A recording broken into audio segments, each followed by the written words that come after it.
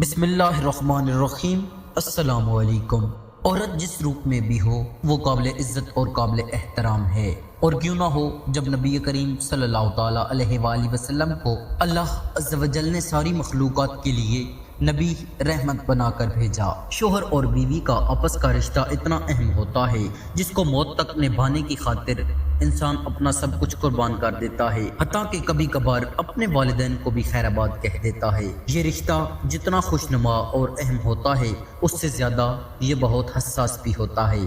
اگر اس رشتہ میں صبر اور برداشت کی قوت سے کام نہ لیا جائے تو یہی رشتہ انسان کی زندگی اجیرن بنا دیتا ہے۔ عورت جس روپ میں بھی ہو وہ قابل عزت اور قابل احترام ہے، اور کیوں نہ ہو جب نبی کریم صلی اللہ تعالیٰ علیہ وآلہ وسلم کو اللہ عز و جل نے ساری مخلوقات کے لیے نبی رحمت بنا کر بھیجا، تو آپ صلی اللہ تعالیٰ علیہ وآلہ وسلم کی شان رحیمی اور کریمی اس صنف نازک پر کیوں سایہ فگن نہ ہوتی جس کو دنیا اب گنا جیسے لطیف و نازک شے کے ساتھ تشبیہ دیتی ہے، بلکہ نرم اور نازک شے کے ساتھ دنیا والوں کی رعایت و اہتمام بھی زیادہ ہوتا ہے، تو آپ کے رحم و کرم سے عورت کیوں محروم ہوتی؟ آپ صلی اللہ تعالیٰ علیہ وآلہ وسلم کی تعلیمات میں عورت کی رعایت اور اس کی صنفی نزاکت کے ساتھ احکام موجود ہیں۔ مجھے اکثر افسوس اس بات کا ہوتا ہے کہ موجودہ دور کا اس صنف نازک کے ساتھ یہ رویہ اور المیہ ہے کہ اس نے عورت کو گھر کی ملکہ کی بجائے شمع محفل بنا دیا ہے، اس کی نسوانیت اور نزاکت کو تار تار کرنے کے لیے زینت بازار اور اپنی تجارت کے فروغ کا آلہ کار اور ذریعہ بنا دیا۔ عورت کے لیے پردہ کے حکم میں دراصل اس کی نزاکت کی رعایت ہی مقصود ہے کہ اسے مشقت انگیز کاموں سے دور رکھ کر اس کو درون خانہ کی صرف ذمہ داری سونپی جائے۔ اللہ عز و جل نے نبی کریم صلی اللہ تعالیٰ علیہ وآلہ وسلم پر نازل کردہ کتاب میں عورتوں کے تعلق سے فرمایا ہے، عاشروہن بالمعروف، اور ان عورتوں کے ساتھ خوبی کے ساتھ گزران کیا کرو۔ ہم اپنی شریک حیات کو کیسے خوش رکھ سکتے ہیں؟ اس سوال کی رہنمائی آپ صلی اللہ تعالیٰ علیہ وآلہ وسلم کی اسوہ حسنہ سے کچھ اہم چیزیں آپ کی خدمت میں پیش کرتے ہیں۔ اگر اس پر عمل کیا جائے تو یہ رشتہ ہمارے لیے دنیا میں ہی جنت کی مثل ہوگا۔ نمبر 1، شریک حیات کے لیے زیبائش اختیار کیجیے۔ اپنی شریک حیات کے لیے خوبصورت لباس زیب تن کیجیے، خوشبو لگائیے۔ اللہ تعالیٰ خوبصورتی کو پسند کرتے ہیں، جیسے مرد چاہتے ہیں کہ ان کی بیویاں ان کے لیے زیبائش اختیار کریں، اسی طرح خواتین بھی یہ خواہش رکھتی ہے کہ ان کے شوہر بھی ان کے لیے زیبائش اختیار کریں۔ یاد رکھیے کہ اللہ کے رسول صلی اللہ تعالیٰ علیہ وآلہ وسلم گھر لوٹتے وقت مسواک استعمال کرتے اور ہمیشہ اچھی خوشبو پسند فرماتے۔ نمبر 2، شریک حیات کے لیے خوبصورت نام کا چناؤ۔ اپنی شریک حیات کے لیے خوبصورت نام کا استعمال کیجیے۔ اللہ تعالیٰ کے رسول صلی اللہ تعالیٰ علیہ وآلہ وسلم اپنی ازواج کو ایسے ناموں سے پکارتے جو انہیں بے حد پسند تھے۔ اپنی شریک حیات کو محبوب ترین نام سے پکاریے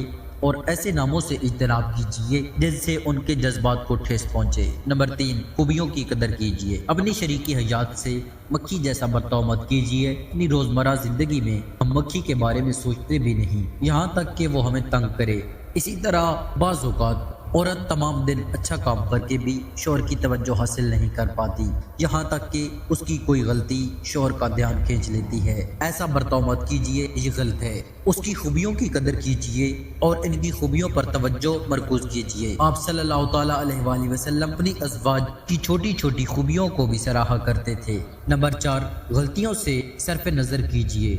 اگر آپ اپنی شریک حیات سے کوئی غلطی سرزد ہوتے دیکھیں تو درگزر کیجیے۔ یہی طریقہ نبی کریم صلی اللہ تعالیٰ علیہ وآلہ وسلم نے اپنایا کہ جب آپ صلی اللہ تعالیٰ علیہ وآلہ وسلم نے ازواج مطہرات سے کچھ غیر موزوں ہوتے دیکھا تو آپ صلی اللہ تعالیٰ علیہ وآلہ وسلم نے خاموشی اختیار کی۔ اس اسلوب میں بہت کم ہی مسلمان مرد مہارت رکھتے ہیں۔ نمبر 5، شریک حیات کو دیکھ کر مسکرائیے۔ جب بھی اپنی شریک حیات کو دیکھیں تو دیکھ کر مسکرا دیجیے اور اکثر گلے لگائیے۔ مسکرانا صدقہ ہے اور آپ کی شریک حیات امت مسلمہ سے الگ نہیں ہے۔ تصور کیجئے کہ آپ کی شریک حیات آپ کو ہمیشہ مسکراتے ہوئے دیکھے تو آپ کی زندگی کیسی گزرے گی۔ ان احادیث کو یاد رکھیے جو آپ کی شریک حیات آپ کے لیے کرتی ہے، ان سب کے لیے ان کا شکریہ ادا کیجئے، بار بار شکریہ ادا کیجئے۔ مثال کے طور پر گھر پر رات کا کھانا، وہ آپ کے لیے کھانا بناتی ہے، گھر صاف کرتی ہے اور درجنوں دوسرے کام کرتی ہے، اور بعض اوقات واحد تعریف جس کی وہ مستحق قرار پاتی ہے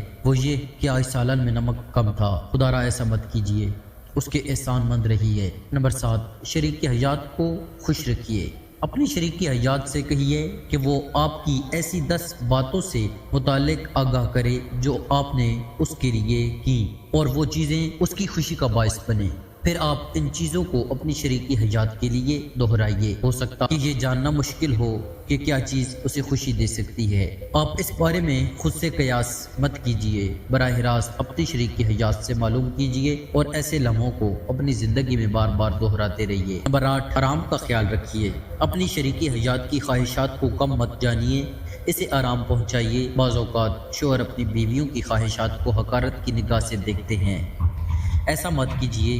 نبی کریم صلی اللہ تعالیٰ علیہ وآلہ وسلم نے اس واقعے میں ہمارے لیے مثال قائم کر دی کہ حضرت صفیہ رضی اللہ تعالیٰ عنہا رو رہی تھیں۔ انہوں نے اس کی وجہ یہ بیان کی کہ آپ صلی اللہ تعالیٰ علیہ وآلہ وسلم نے انہیں ایک سست رفتار اونٹ پر سوار کروا دیا تھا۔ آپ صلی اللہ تعالیٰ علیہ وآلہ وسلم نے ان کے آنسو پوچھے، ان کو تسلی دی اور انہیں نیا اونٹ لا کر دیا۔ نمبر 9، مزاح کیجیے۔ اپنی شریک حیات سے مزاح کیجیے اور اس کا دل بہلائیے۔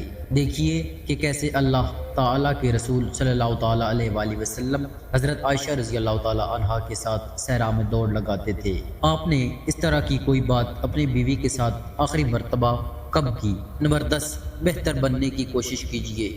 ہمیشہ نبی اکرم صلی اللہ تعالیٰ علیہ وآلہ وسلم کے یہ الفاظ یاد رکھیے، تم میں سے بہتر وہ ہے جو اپنے گھر والوں کے ساتھ بہتر برتاؤ کرنے والا ہے، اور میں تم سب میں اپنے گھر والوں سے بہترین پیش آنے والا ہوں۔ ان روایات سے پتہ چلتا ہے کہ اللہ تعالیٰ کے نبی صلی اللہ تعالیٰ علیہ وآلہ وسلم نے اس عورت کے ساتھ خصوصیت سے رحم و کرم کا معاملہ فرمایا، اس کی صنفی نزاکت کو ملحوظ رکھ کر اس کے ساتھ رحم و کرم کرنے کا حکم دیا، اس پر بار اور مشقت ڈالنے سے منع فرمایا، اس پر بے جا سختی سے روکا، اس کو کار و مذلت سے نکال کر عزت و وقار کا تاج پہنایا، ماں، بہو، ساس، بیوی وغیرہ کی شکل میں اس کے حقوق عنایت کیے، اس کی تعظیم و اکرام کا حکم کیا، اس کی پرورش و پرداخت اور اس کی نگرانی اور دیکھ بھال کو جنت کا وسیلہ اور ذریعہ فرمایا۔ یہ صنف نازک کے ساتھ نبی صلی اللہ تعالیٰ علیہ وآلہ وسلم کا طرز عمل تھا۔ آخر میں بالخصوص اپنی ازدواجی زندگی کو کامیاب بنانے کے لیے اللہ کے حضور دعا کرنا مت بھولیے، اللہ بہتر جاننے والا ہے۔ دوستو، آپ کو یہ آج کی ویڈیو اچھی لگی ہو تو ہمارے چینل کو سبسکرائب کریں اور ویڈیو کو لائک کریں۔ شکریہ۔